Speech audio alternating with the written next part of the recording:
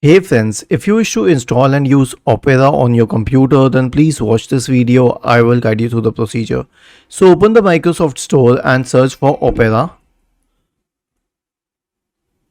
Now there are two options, one is Opera and one is Opera GX, but I prefer the Opera browser. And then click on install to install the Opera browser on your computer. It's not very heavy, it's just 77 MB, but we'll still wait till it is downloaded and installed on our computer. And the best part about the Opera browser is that it doesn't track like Google Chrome, plus it allows you a free VPN. Once the Opera browser is installed, search for Opera in the Windows search bar and click on Opera browser. And this will open the Opera browser.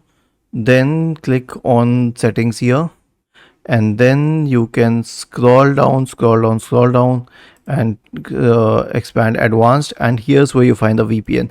Now why did I come to the VPN first, not anything else? Because the VPN is the main USP of the Opera browser.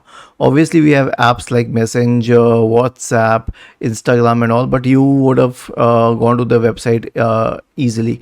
Now let us check the IP location, whether the VPN actually works or not.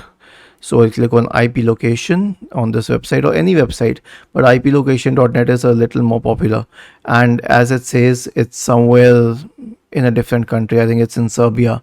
So this means that the IP location is working very well. It means that the Opera browser was able to change the location of the system. Yeah, it's in Sweden, and that's where it is keeping my browser. Was this helpful? If yes, then please subscribe to the channel, and if not, then let us know in the comment section of this video on how we could help you further. Thank you for watching this video and have a nice day.